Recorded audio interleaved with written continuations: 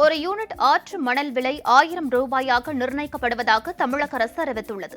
ஆற்று படுகையில் இருந்து மணலை எடுத்து பொதுமக்களுக்கு விற்பனை செய்ய முடிவு செய்து புதிய வழிமுறைகள் வெளியிடப்பட்ட நிலையில் ஒரு யூனிட் ஆற்று மணலுக்கான விலை 1000 ரூபாயாக நிர்ணயிக்கப்பட்டுள்ளது. ஆற்று மணல் விற்பனை 24 மணி நேரமும் சிசிடிவி கேமராக்கள் மூலம் நேரடியாக கண்காணிக்கப்படும்.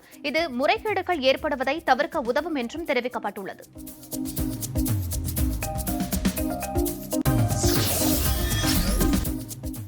பொங்கல் தொகுப்பு வழங்குவதில் மிகவும் காலதாமதம் ஏற்படுவதாக பொதுமக்கள் புகார் தெரிவித்துள்ள நிலையில் பைகள் தைக்கும் பணியில் காலதாமதம் ஏற்பட்டுள்ளதாகவும் பைகளின்றி பொருட்களை பெற்றுக்கொள்ள விரும்பும் பயனாளிகளுக்கு பொங்கல் பரிசு தொகுப்பினை வழங்கலாம் என்றும் தமிழக அரசு தெரிவித்துள்ளது. அவ்வாறு பைகளின்றி பொங்கல் பரிசு தொகுப்பை பெறும் பயனாளிகள் பிற பொது விநியோக திட்ட பொருட்களை வாங்க வரும்போது பைகளை பெற்றுக் கொள்ளலாம் என்றும் பைகள் இல்லாமல் பரிசு தொகுப்பை வாங்கும் பயனாளிகளுக்கு தனியே டோக்கன் வழங்கப்படும் என்றும் தெரிவிக்கப்பட்டுள்ளது.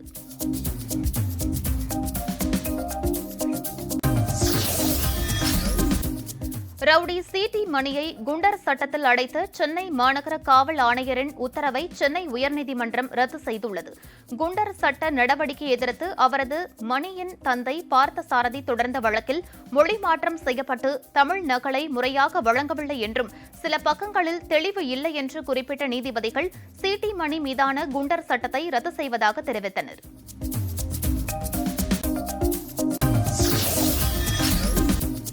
டிஸ்லெக்சியா குறைபாட்டால் பாதிக்கப்பட்ட மாணவர்களுக்கு சிறப்பு ஆசிரியர்கள் மூலம் பயிற்சி வழங்கப்படுவதாக சென்னை உயர்நீதிமன்றத்தில் தமிழக பள்ளிக் கல்வித்துறை தெரிவித்துள்ளது.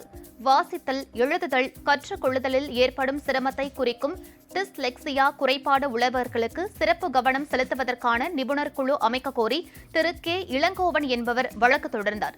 சென்னை டிஸ்லெக்சியா சங்கம் சார்பில் அந்த குறைபாடு குறித்து 1,75,000 ஆசிரியர்களுக்கு பயிற்சி வழங்கப்பட்டுள்ளதாகவும் 1 முதல் 12ஆம் வகுப்பு வரை 346 மாணவர்கள் பாதிக்கப்பட்டுள்ளதாகவும் அரசு தரப்பில் தெரிவிக்கப்பட்டது.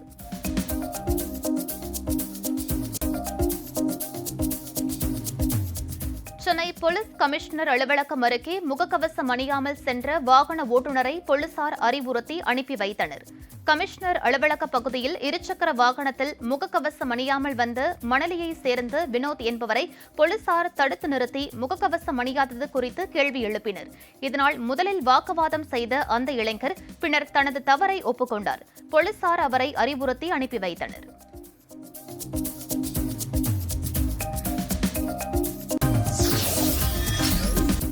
புதுச்சேரியில் கொரோனா தடுப்பு நடவடிக்கையாக வழிபாட்டு தலங்களில் கட்டுப்பாடுகள் விதிக்கப்பட்டுள்ளதால் காரைக்கால் அருகே உள்ள திருநள்ளாறு சனீஸ்வர பகவான் ஆலயத்தில் வெறிச்சோடி காணப்பட்டது. காரைக்காலுக்கு சுவாமி தரிசனத்திற்கு வரும் பக்தர்கள் 2 தவணை கொரோனா தடுப்பூசி செலுத்தியவர்கள் மட்டுமே சுவாமி தரிசனத்திற்கு அனுமதிக்கப்பட்டனர். மேலும் நலன்குளத்தில் புனித நீராட தடை விதிக்கப்பட்டுள்ளதால் பக்தர்கள் புனித நீராட அனுமதிக்கப்படவில்லை. இதனால் திருநள்ளாறு ஆலய சுற்றுப்பகுதிகளில் மக்கள் நடமாட்டமின்றி வெறிச்சோடி காணப்பட்டது.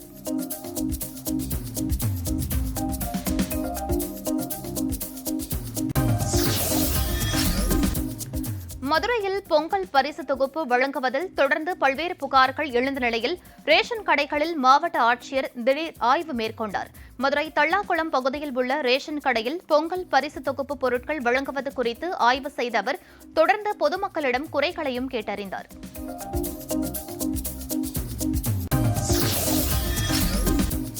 சென்னை தாம்பரத்தில் அதிக ஆட்களை ஏற்றிக்கொண்டு உரிய அனுமதியின்றி ஓடிய ஆட்டோக்களை வட்டார போக்குவரத்து அதிகாரிகள் பறிமுதல் செய்தனர்.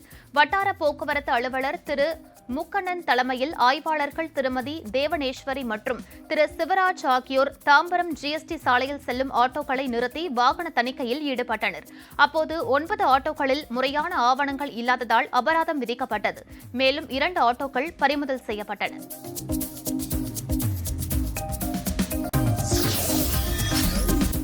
திருப்பூரில் வைகுண்ட ஏகாதசியை முன்னிட்டு பெருமாள் கோவிலுக்கு வரும் பக்தர்களுக்கு பிரசாதம் வழங்குவதற்காக 25,000 லட்டுகள் தயாரிக்கும் பணி நடைபெற்று வருகிறது.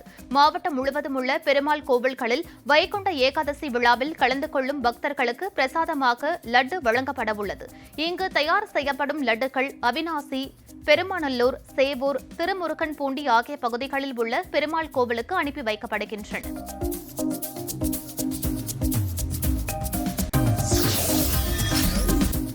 தேனி மாவட்டம் ஆண்டிப்பட்டியில் திமுக பெண் ஒன்றிய கவுன்சிலருக்கு வரதட்சணை கொடுமை செய்த கணவரை போலீசார் கைது செய்தனர். கடமலைக்குண்டு மயிலாடும்பாறை ஊராட்சி ஒன்றியம் 5வது வார்டு திமுக ஒன்றிய கவுன்சிலர் உமா மகேஸ்வரியை கணவர் வேல்முருகன் வரதட்சணை கேட்டு துன்புறுத்தி வந்ததாக கூறப்படுகிறது. இதுகுறித்து தேனி மாவட்ட காவல் கண்காணிப்பாளரிடம் திமுக கவுன்சிலர் உமா மகேஸ்வரி புகார் அளித்ததை அடுத்து அவரது கணவர் வேல்முருகன் மற்றும் அவரது பெண் தோழி பிரியா மீது வழக்கு பதிவு செய்த போலீசார் வேல்முருகனை கைது செய்தனர்.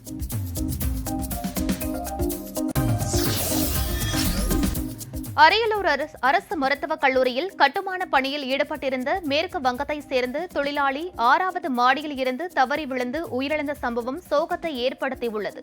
அரியலூரில் புதிய அரசு மருத்துவக் கல்லூரி கட்டுமான பணி நடைபெற்று வருகிறது. இங்கு மேற்கு வங்கத்தைச் சேர்ந்த மிந்து மண்டல் என்பவர் 6வது மாடியில் வேலை செய்து கொண்டிருந்த போது தவறி விழுந்ததில் உயிரிழந்தார். அரியலூர் காவல்துறையினர் இச்சம்பவம் குறித்து வழக்கு பதிவு செய்து விசாரணை மேற்கொண்டு வருகின்றனர்.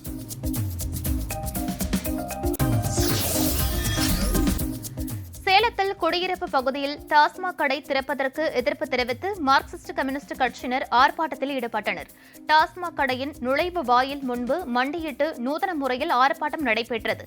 மேலும் இந்த ஆர்ப்பாட்டத்தில் பங்கேற்ற சிறுவர்கள் தேச தலைவர்களின் படத்துடன் கூடிய முகமூடியை அணிந்து தங்களது எதிர்ப்பை வெளிப்படுத்தினர்.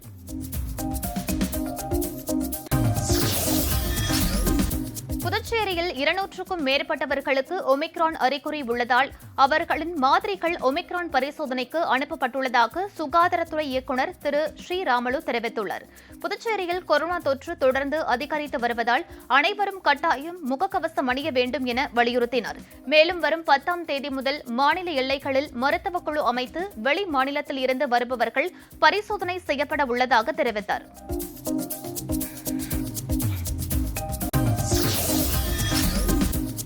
தூத்துக்குடியில் பொங்கல் தொகுப்பு முறையாக வழங்கப்படாததால் பொதுமக்கள் நீண்ட நேரம் ரேஷன் கடைகளில் காத்திருந்தனர். தூத்துக்குடி மாவட்டத்தில் கடந்த 2 நாட்களாக நியாய விலை கடைகள் மூலம் பொங்கல் தொகுப்பு வழங்கப்பட்டு வருகிறது. இதில் பாசிப்பருப்பு, வெல்லம், புளி உள்ளிட்ட 5 பொருட்கள் நியாய விலை கடைகளுக்கு விநியோகம் செய்யப்படாததால் பொருட்கள் வாங்க வந்த பொதுமக்கள் நீண்ட நேரம் காத்திருந்தனர்.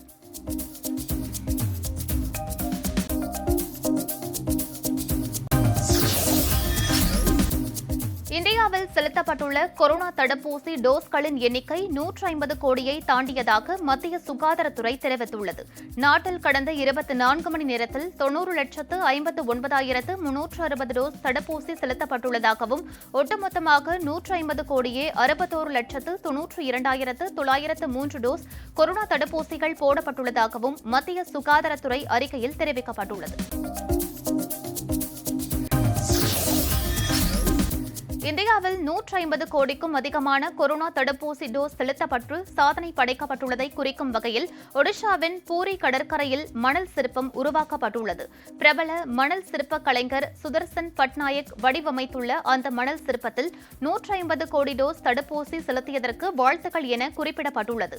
மக்கள் அனைவரும் முகக்கவசம் அணிந்து கொரோனா தடுப்பு கட்டுப்பாடுகளை பின்பற்ற வேண்டும் என்றும் வலியுறுத்தப்பட்டுள்ளது.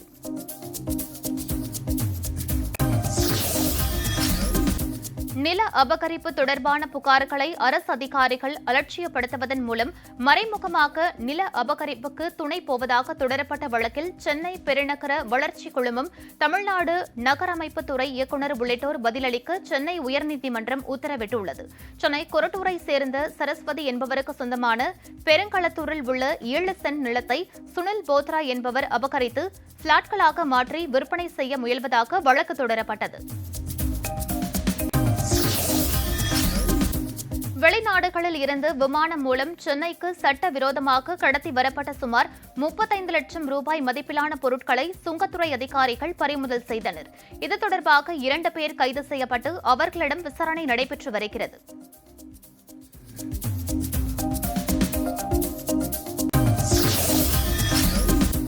கொரோனா பரவல் காரணமாக ஞாயிற்றுக்கிழமை முழு ஊரடங்கு அறிவிக்கப்பட்டுள்ளது.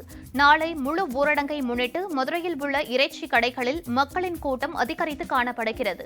இதேபோல் காய்கறி மற்றும் பலசரக்கு விற்பனை சந்தைகளிலும் பொதுமக்கள் கூட்டமாக குவிந்து வருகின்றனர். கூட்டம் நிறைந்த பகுதிகளில் காவல்துறையினர் மற்றும் சுகாதாரத்துறையினர் பொதுமக்களுக்கு அறிவுரை வழங்கியதோடு முகக்கவசம் அணியாத நபர்களுக்கு அபராதம் விதித்தனர்.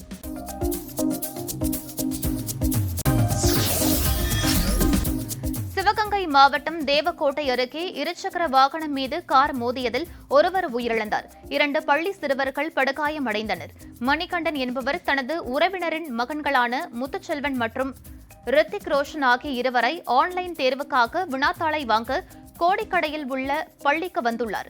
அப்போது பள்ளி வாயில் முன்பாக வேகமாக வந்த கார் ஒன்று இருசக்கர வாகனத்தின் மீது மோதியது மட்டுமல்லாமல் அங்கிருந்து தப்பி சென்றது.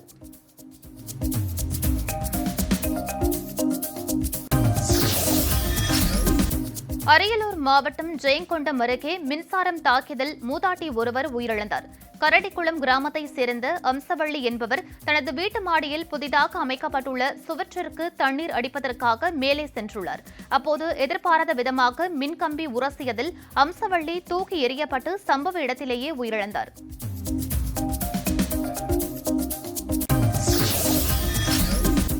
புதுக்கோட்டை மாவட்ட ஆயுதப்படை வளாகத்தில் காவல்துறையினருக்கான உடற்பயிற்சி கூடம் திறக்கப்பட்டது. இந்த உடற்பயிற்சி கூடத்தில் ஆண் மற்றும் பெண் காவலர்கள் உடற்பயிற்சி செய்ய தேவையான அதிநவீன உபகரணங்கள் பொருத்தப்பட்டு அவர்களுக்கான நேரம் ஒதுக்கீடு செய்யப்பட்டுள்ளது. இந்த புதிய முயற்சி புதுக்கோட்டை மாவட்ட காவல் அதிகாரிகள் மற்றும் காவலர்கள் மத்தியில் வரவேற்பை பெற்றுள்ளது.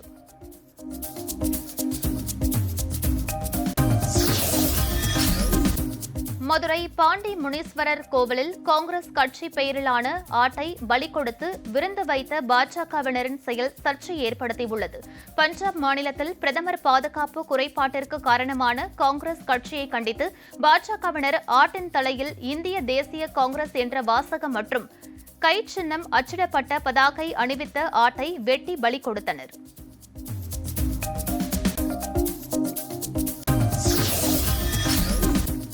ராமநாதபுரம் மாவட்டம் பரமக்குடியில் 12 வயது சிறுவன் தனது சேமிப்பு பணத்தில் பொதுமக்களுக்கு இலவசமாக முகக்கவசம் வழங்கியதை பலரும் பாராட்டி வருகின்றனர்.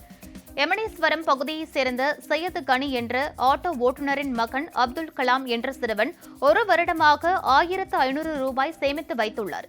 இந்த பணத்தில் 500 முகக்கவசங்களை வாங்கி இன்று பரமக்குடி பேருந்து நிலையத்தில் பயணிகள் மற்றும் பொதுமக்களுக்கு இலவசமாக வழங்கினார்.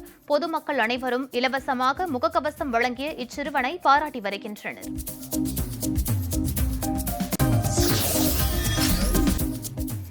கொரோனா தொற்று பரவல் தடுப்பு முன்னெச்சரிக்கை நடவடிக்கையாக மக்கள் குறை தீர்க்கும் நாள் கூட்டம் தேதி குறிப்பிடாமல் தற்காலிகமாக ஒத்திவைக்கப்படுவதாக கரூர் மாவட்ட ஆட்சித்தலைவர் திரு பிரபு சங்கர் அறிவித்துள்ளார். திங்கட்கிழமை தோறும் மாவட்ட ஆட்சியர் அலுவலகத்தில் நடத்தப்பட்டு வந்த மக்கள் குறை தீர்க்கும் நாள் கூட்டம் உள்ளிட்ட பொதுமக்கள் அதிகம் கூடும் வகையிலான கூட்டங்கள் அனைத்தும் அரசின் உத்தரவின்படி தற்காலிகமாக மறுதேதி குறிப்பிடாமல் ஒத்திவைக்கப்படுகிறது.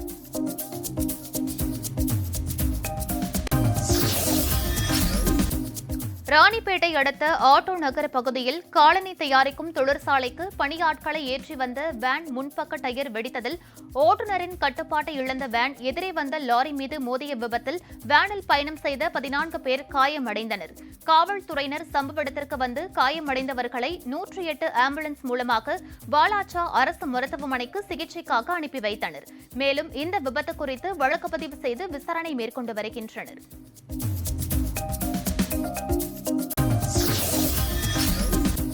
பொங்கல் பண்டிகையை முன்னிட்டு நடைபெற்ற சமயபுரம் ஆட்டு சந்தையில் சுமார் 1 கோடிக்கு ஆடுகள் விற்பனையானது.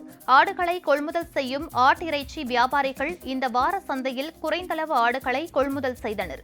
பொங்கல் பண்டிகையினை முன்னிட்டு நடைபெற்ற வார சந்தையில் ஆடுகள் வரத்து குறைவாக இருந்ததால் விற்பனையும் மந்தமாக நடைபெற்றது.